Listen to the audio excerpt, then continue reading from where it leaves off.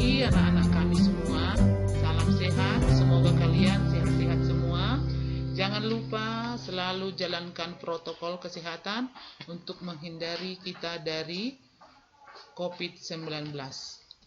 Pada saat kesempatan ini kita akan belajar mengenai kegiatan ekonomi. Sebelum kita mulai, ada baiknya kita berdoa dulu, menyerahkan diri kepada Tuhan Yang Maha Esa. Doa dimulai. Doa selesai. Nah, pada kesempatan ini kita akan fokus kepada kegiatan ekonomi. Sebelumnya kita sudah mempelajari mengenai kebutuhan manusia yang beraneka ragam, yang menyebabkan manusia harus selalu berusaha memenuhi kebutuhan hidupnya untuk melangsungkan hidupnya di dunia ini. Kegiatan ekonomi adalah kegiatan manusia dalam memenuhi kebutuhan hidupnya, di mana kebutuhan manusia tidak terbatas, sementara alat pemenuhan kebutuhan manusia terbatas. Artinya, kebutuhan manusia selalu bertambah setiap saat, sementara alat pemenuhan kebutuhan manusia terbatas, langka, sehingga kita harus selalu berusaha mencarinya, mengusahakannya, menciptakannya, dan mencarinya untuk memenuhi kebutuhan kita sehari-hari. Kegiatan ekonomi yang dilakukan oleh manusia dapat dibagi tiga, yaitu yang pertama, kegiatan produksi, yang kedua, kegiatan distribusi, yang ketiga, kegiatan konsumsi. Ketiga hal ini saling berkaitan. Nah, kita fokus pada kegiatan produksi. Yang pertama tadi kegiatan produksi. Kegiatan produksi adalah kegiatan menghasilkan suatu barang atau jasa, atau kegiatan menambah nilai guna barang dan jasa. Contoh, ibu kita setiap pagi menyiapkan sarapan, misalnya memasak nasi goreng, membuat sayur tauco, membuat masak-masakan enak, itu adalah juga sudah merupakan produksi menghasilkan barang. Yang kedua, contohnya seorang petani mengelola ladangnya untuk menanam cabai, di mana cabai tersebut nanti bisa dijual untuk mendatangkan keuntungan sehingga bisa memenuhi kebutuhan manusia. Cabai tersebut juga bisa untuk digunakan oleh masyarakat. Itulah namanya produksi. Contoh yang lainnya, seorang tukang kayu akan mengubah kayu menjadi kursi, lemari, tempat tidur, peralatan rumah tangga. Itu juga sudah merupakan produksi menambah nilai guna barang.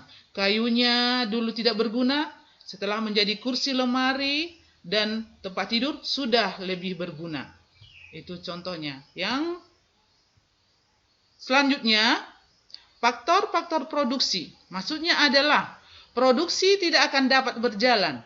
Kegiatan manusia untuk menghasilkan barang dan jasa tidak akan berjalan kalau tidak ada beberapa 4 hal. Yang pertama, faktor produksi alam. Apa itu faktor produksi alam?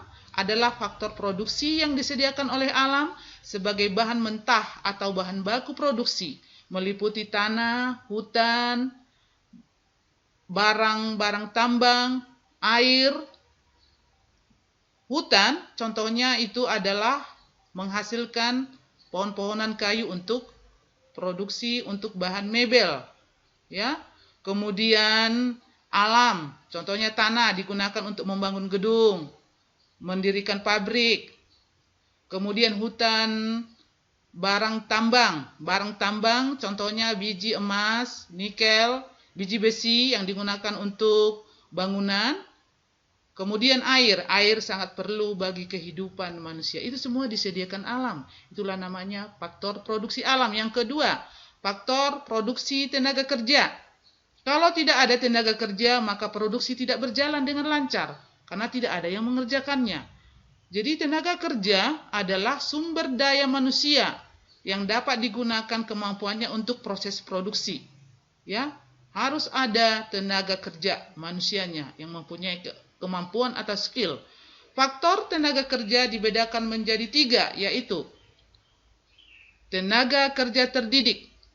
Contohnya guru, dokter, polisi, perawat. Semuanya itu adalah tenaga kerja yang mengalami melalui suatu proses pendidikan. Makanya dia bisa menjadi guru, dokter, polisi, dan perawat. Yang kedua, tenaga kerja terlatih. Contohnya supir, penjahit, montir. Mereka terlatih dulu baru bisa melakukan suatu produksi.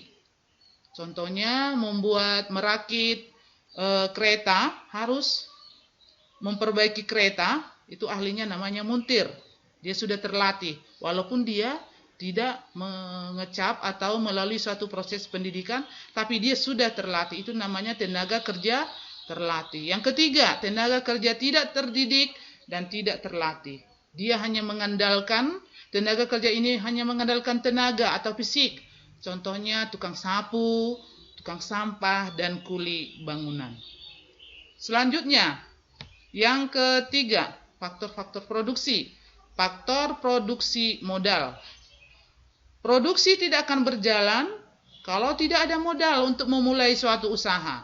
Jadi modal, apa yang dimaksud dengan modal? Modal adalah hasil produksi yang dibuat manusia dengan tujuan untuk menghasilkan barang-barang atau jasa. Contohnya, gedung, mesin, bahan mentah, atau bahan baku yang digunakan dalam proses produksi. Jadi, modal tidak hanya berupa uang saja. Ya, modal tidak hanya berupa uang saja, tetapi juga bisa berupa barang. Selanjutnya, faktor yang keempat, faktor-faktor produksi, yaitu faktor kewirausahaan. Kewirausahaan adalah kemampuan seseorang atau beberapa orang untuk menyatukan semua faktor produksi agar dapat menghasilkan barang dan jasa.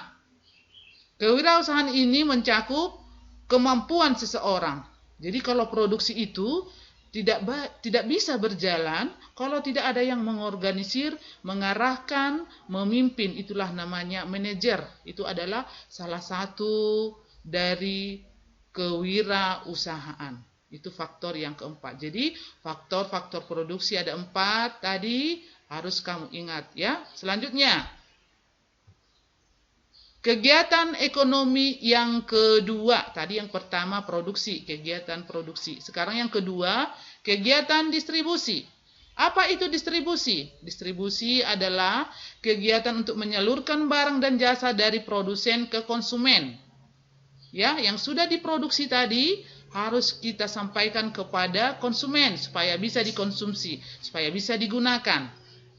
Itulah tujuan distribusi. Jadi, tujuan distribusi ada 4, yaitu 1. Menyalurkan barang, 2. Agar hasil produksi lebih berguna bagi masyarakat, 3. Kebutuhan masyarakat akan barang dan jasa terpenuhi, 4. Agar kontinuitas produksi terjamin. Distribusi dapat dilakukan dengan 3 cara. A. Distribusi langsung, artinya barang-barang yang sudah diproduksi, kita produksi sendiri, kemudian kita langsung menyalurkannya kepada konsumen yang menggunakan, yang memakai. Seperti pedagang sate, dia buat satenya sendiri, langsung dia jual kepada pembeli, kepada konsumen. Itulah namanya distribusi langsung, tidak ada perantara. Yang kedua, B. Distribusi semi langsung. Contohnya, pabrik tekstil menyalurkan kainnya, karena tekstil itu menghasilkan benang menjadi kain. Kemudian kain ini disalurkan kepada perusahaan konveksi yang membuat baju.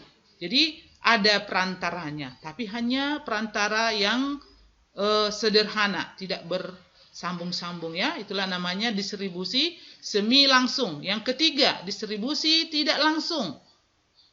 Barang yang sudah diproduksi, barang dan jasa, disampaikan, disalurkan kepada konsumen melalui perantara. Harus ada agennya. Contohnya, ada grosir, ada pedagang yang menyalurkannya.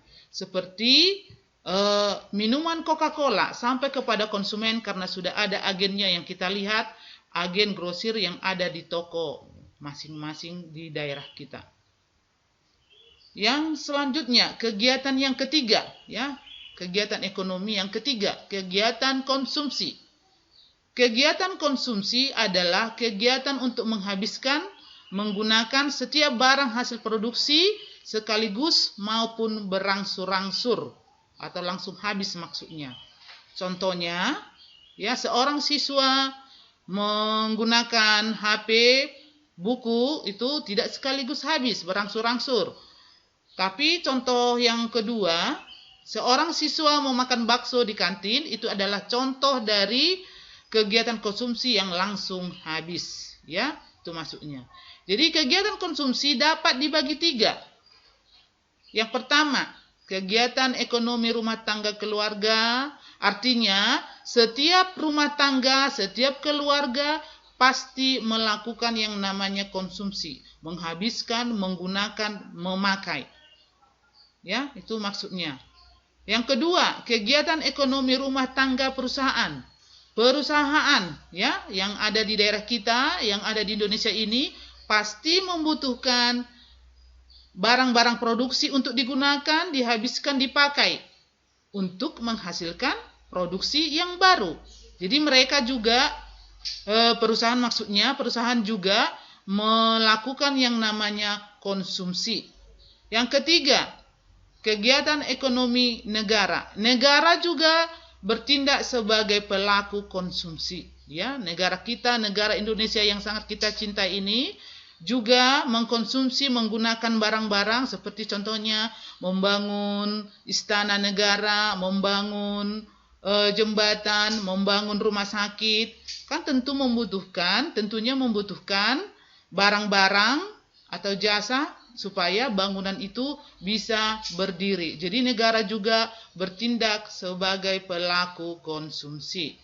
Nah, pelaku konsumsi, kegiatan konsumsi dipengaruhi oleh beberapa hal. Yang pertama, pendapatan, selera, jenis kelamin, usia, adat kebudayaan, ya. Jadi itu kamu pelajari juga nantinya, bisa kamu baca di buku atau kamu buka di Google supaya menambah ilmu pengetahuanmu mengenai kegiatan ekonomi. Jadi kesimpulannya, ya, kegiatan ekonomi adalah kegiatan manusia untuk memenuhi kebutuhan hidupnya sehari-hari. Kegiatan ekonomi dibagi tiga, yaitu kegiatan produksi, distribusi, dan konsumsi. Yang ketiga kegiatan ini saling berhubungan, saling ketergantungan satu sama lain untuk menghasilkan suatu perekonomian yang efisien dan efektif. Baik, terima kasih untuk anak-anak kami semuanya. Semoga kamu dapat memahaminya, mencernanya, dan mengerti. Selanjutnya, Ibu akan beri tugas, ya, supaya kamu catat. Yang pertama, apa yang dimaksud dengan kegiatan ekonomi? Yang kedua, apa yang dimaksud dengan kegiatan produksi, distribusi, dan konsumsi? Dikerjakan ya anak-anak kami semuanya, nanti akan Ibu nilai. Terima kasih, demikianlah materi kita hari ini. Semoga bermanfaat dan berguna bagi kita semua. Salam sehat semuanya. Horas.